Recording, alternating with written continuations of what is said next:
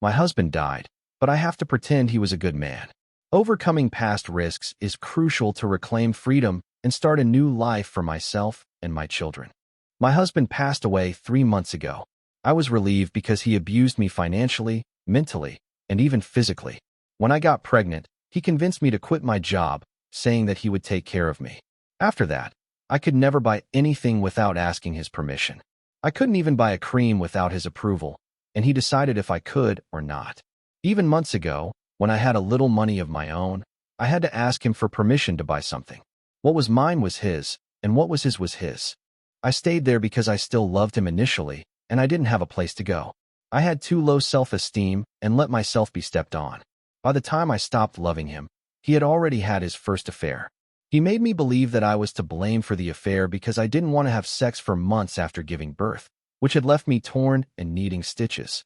I was already planning my exit, saving money little by little while working selling things from home, since he wouldn't let me work outside because he was very jealous. I wanted to save enough to pay for a lawyer. By then, he was having another affair, this time with a friend of his. Luckily, this kept him busier, and I didn't care anymore that he didn't pay attention to me. I wanted him to stay as far away as possible. I knew the man he was involved with, and he knew me. I could have made a big fuss, but I didn't. I kept quiet, planning my way out while he and that man slept together in secret. I only felt disgusted by my husband, nothing more. For clarity, my husband's first affair was with a woman, and the second that I know of was with this man, his friend and football teammate. I suspect he might have had others I don't know about. He cheated on me with a man just like he cheated on me with a woman. I guess he was bisexual. We are not from an Islamic country. Here, same-sex couples can live and marry freely. But my husband died in a way I never would have expected. Now, he is treated like a martyr. When someone dies, it seems all their sins disappear. That's what even my family thinks. Those who knew about his affair and how he manipulated me are now talking about how good a man he was and insist we shouldn't insult someone who's dead. Everyone around me talks about how beautiful our relationship supposedly was. His family talks about what a great man he was and how he always focused on giving everything to me and our child.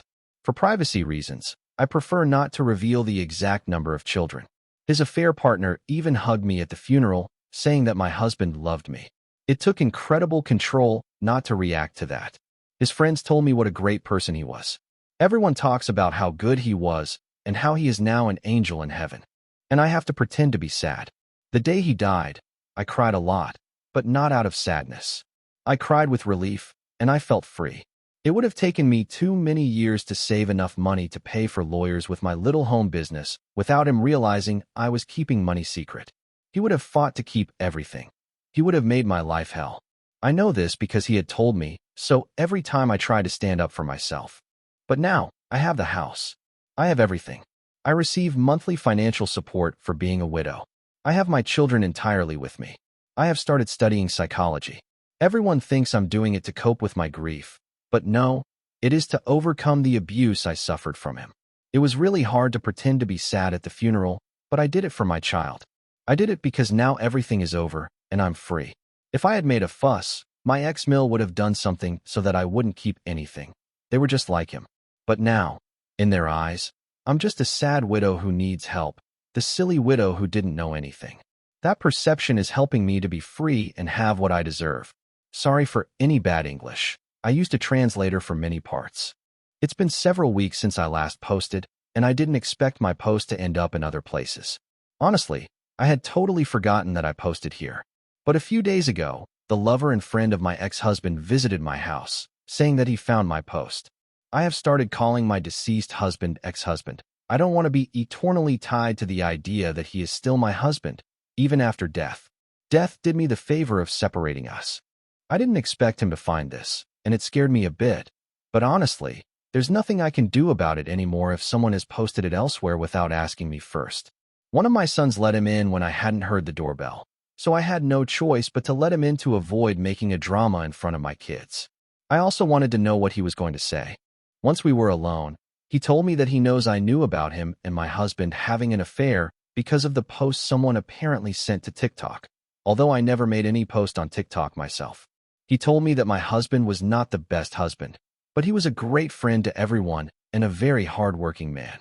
He said that even his family misses him too much, and even though he had his mistakes, I should let go of the past and stop digging into it, because we're all better off that way. He was insisting for a while, to an extent that I felt intimidated by him. He reminded me so much of my husband, and it's the first time I've had that feeling with a man who isn't my ex-husband. I can usually talk peacefully with men, but this situation made me feel on the verge of a panic attack because of his attitude. He's basically scared that I'll tell everyone he's gay. I don't know if he has a boyfriend, but maybe he does, and that's why he doesn't want me to say anything about their affair. I've been a submissive woman for years. My ex-husband turned me into a fearful woman, which I wasn't before. He made me the kind of woman who always kept her head down. But when he died, I felt so happy and liberated. I cried with relief for days.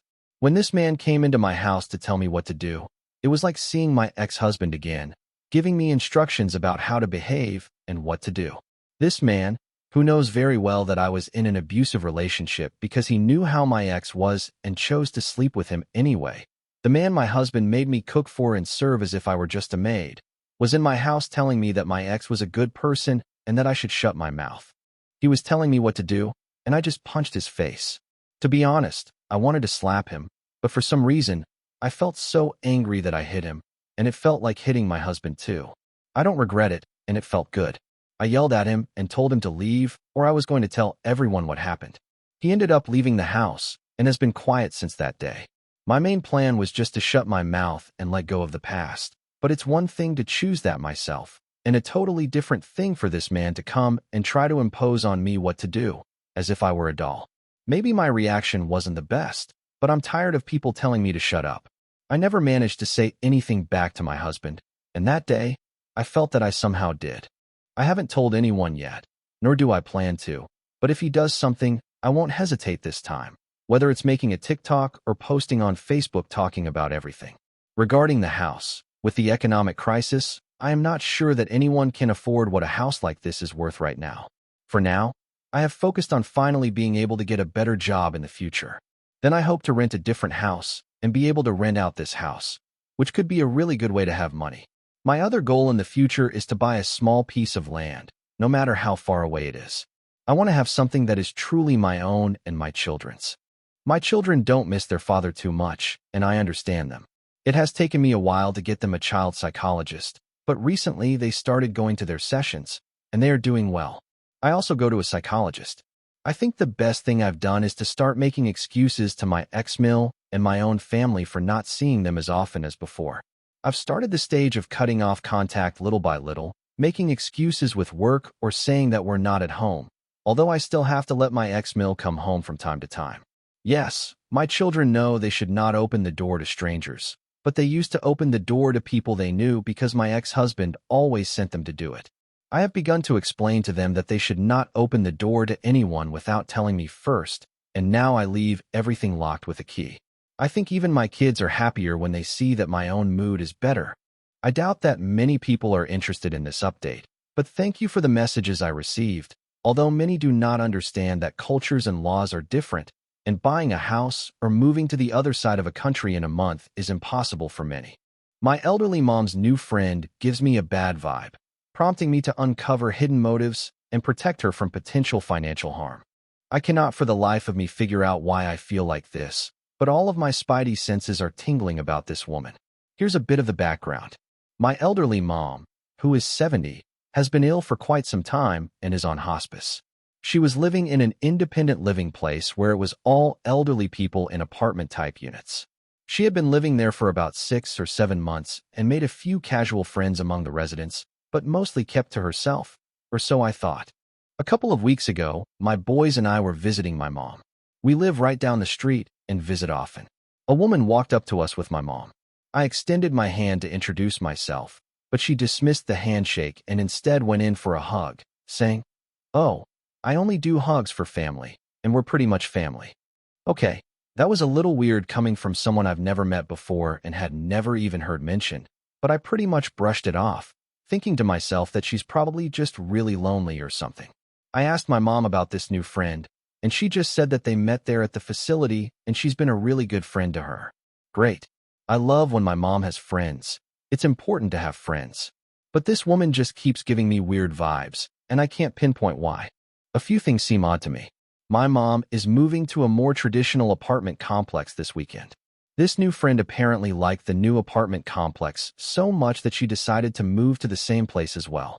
Her apartment isn't ready yet, but she'll be moving to the same complex as my mom next month. She apparently bought my mom's dog, and I have the world's best Annie sweatshirt for Christmas. They had known each other for maybe 2 months at that point. She called me the other day too. I don't really know why. I guess she had given me her phone number earlier and wanted to more formally introduce herself. She talked about doing a lot of caretaking stuff for my mom. "Oh, I can manage her medications for her if you want," she offered. I replied that while I appreciate the offer, there are a lot of controlled medications, and hospice prefers to keep minimal people involved in the medicine handling. I added that taking on caretaking responsibilities for a friend can get exhausting, so it might be best for them to just focus on being friends rather than her wearing herself out trying to take care of my mom. She immediately went to my mom and made it sound like I was shit-talking my own mom, saying how I thought she's just an exhausting person, blah blah. When I confronted this new friend about going to my mom and relaying our private phone conversation in a totally twisted way, the friend lied. She claimed that my mom had grabbed her phone and read it all in the text messages. Our conversation was over the phone, not via text messages at all. When I pointed out there were no texts, she just kind of stumbled, and I dropped it because I knew it wouldn't get anywhere.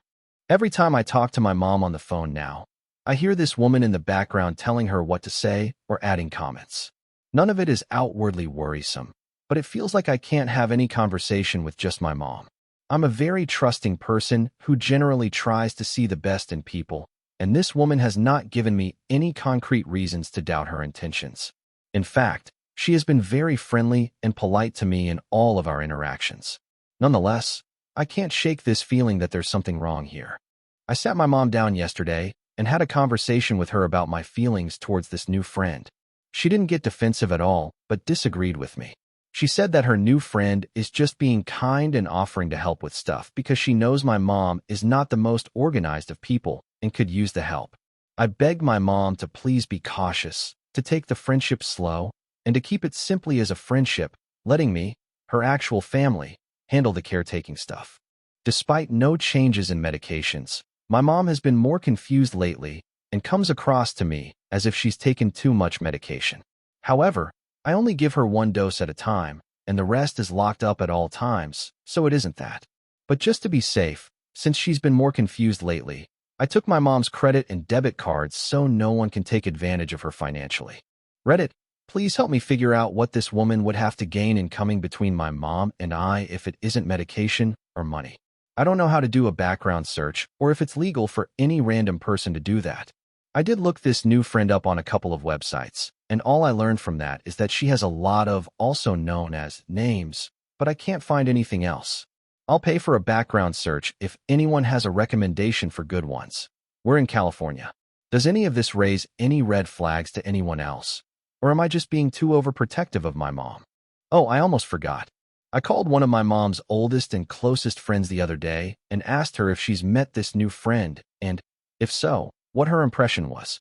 She said, "Honestly, I don't know why I feel like this, but I just get a bad feeling about her. I just feel like she's up to no good."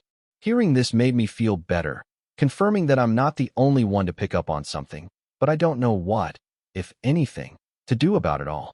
Thank you so much for all of the responses and heartfelt advice from my original post.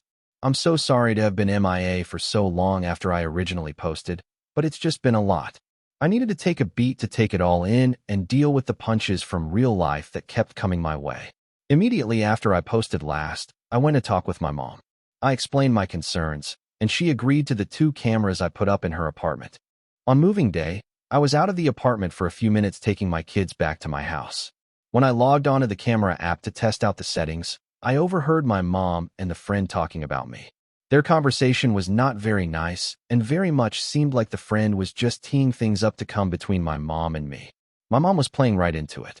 The friend, whom I'll just call Fran to make it easier, was gone when I got back to the apartment, but I got into it with my mom. I was crying, telling her how hurtful it is to hear my own mother participating in a negative conversation about me after everything I do and have done for her. She cried, I cried, It was awful. But at the end, I had at least convinced her that Fran was up to no good. Mom agreed to create some distance between her and Fran, and she immediately told Fran that her behavior towards me was not going to fly any longer, and all talk of anything to do with me was off limits. Fran seemed to understand and blamed her behavior towards me on some flimsy excuse that I didn't buy for a second. All was calm for a week or so. Then one morning, I called my mom to check in on her, only to find out she was with Fran, out running errands. When I pushed for more information, I uncovered that Fran had taken my mom to the bank so that my mom could obtain a new debit card. Fran very much knew I had taken my mom's debit card, with my mom's blessing, because my mom was having episodes of increased confusion and wasn't aware of who or what she was spending money on. My mom had apparently forgotten she had given me her previous debit card. That was the final straw for me. That night, I sent Fran the following text message. "Hi Fran, Mom told me about you guys going to the bank today to get a card, and I just wanted to let you know that I know. I know my mom appreciates your friendship, but I do not appreciate your getting yourself involved in things you have no business being involved in. Mom and I have her finances under control between the two of us, and we do not need any assistance getting her squared away, no matter how well-meaning. She's asked me to take her card again, the new one, and has put me as the main account holder so I can be sure she has access to what she needs, but that no one else does. I want to believe you're coming from a sincere place of just wanting to help my mom, but it complicates friendships greatly when you get into financial territory. I handle all of my mom's finances and medical stuff, and it's working for us that way. My mom very much appreciates having you as her friend, but she doesn't need a caretaker. I've got that covered. If you sincerely want to be her friend, you need to take 10 giant steps back and check yourself regarding how you're coming across to me. Because from my perspective, it very much looks like you are dancing precariously close to the elder abuse line, and I'm sure you wouldn't want me to get the authorities involved here, but that's exactly what will happen if things continue down this path." Fran responded with some BS reply akin to, "Oh my word, I would never take advantage of anyone, and I just wanted to help your mom, blah blah blah." She added, "Oh, and I think you and I have gotten off on the wrong foot, daughter, which is my fault, but I'd like to start over again," followed by more blah blah blah. I never replied to Fran further, and she has, shockingly, not really reached out to my mom since. I believe she is due to move into the apartment complex this weekend, though, so we shall see if she pops back up out of the woodwork. I think she understands that I see through her attempts to come between my mom and I, and that she'll need to focus her efforts to scam people somewhere else. I notified my mom's hospice nurses and her social worker as well. I also bought a really super cool medication dispenser. I won't name it because I'm not plugging anything, but feel free to reach out to me if anyone has family members that they need some help managing medications for. It's expensive and probably cost prohibitive for a lot of folks, but it has been a game changer for me to keep my mom's medicines safe and organized. It is locked and syncs up to an app, so I get notified every time it dispenses a medication. My mom agreed to a camera right over her dispenser too, so we can keep eyes on her medications at all times. The machine alerts me via text if the door is ever opened, not that it could be, because it has a passcode on it that even my mom doesn't know. There are lots of safeguards in place. That made me feel much better about Fran not having any access whatsoever to my mom's prescriptions, though I suspected pills might have been a motive. The trip to the bank showed me exactly what Fran was after, money. I notified the bank that if Fran is ever with my mom there, they are to contact me immediately. All in all, I think most of you were correct. Fran was using my mom for money, or she was trying to, but luckily I caught it before much damage was done. I think I've made my position on Fran clear to her, which is why she is staying away. I think I still need to contact the independent living facility about my concerns with Fran, because I swear I'm not making this up. My mom says that Fran is going to be working at that independent living facility after she moves out, and I don't want her to be in a position to take advantage of anyone else. Thank you again to everyone who replied and reached out to me with resources and advice. I read every reply, and I actually read a number of them to my mom as well. It really helped her to see Fran for who she really is. Here is a second, hopefully final, update as of September 30th, 2024. Thank you to those who keep checking in with me, asking how my mom is doing and if there are any updates. My mom is still on hospice and doing okay, all things considered. She has her good and her bad days, but she has been mostly lucid lately, and I'm grateful for that. Friend has been mostly MIA. Thank goodness. Ever since I told her in no uncertain terms to beat it. The only time I have heard from her since was when my mom's phone wasn't working. Friend called me and left a message wanting to know if my mom was okay. I left her message on read. That told me that my mom hasn't cut her out completely, although she tells me she has. However, with my mom's blessing, I have taken control of any avenue Fran could possibly use to take advantage of my mother. I alerted the hospice nurses and social worker, and I let Fran know that I had done that as well. My mom also finally made some better friends who live nearby, and they also helped keep an eye on her for me. I did not go to the police, as I didn't feel I had a strong enough case to do so, but I did let Fran know I wouldn't hesitate if given a reason. If Fran comes back around my mom or gives me any reason to think something is up, I'll update you all to let you know. But as of now, my mom is safe. I handle all her medication as well as her finances, so no one can weasel their way in to try to take anything at all away from my mom. Thank you to everyone for your care and concern.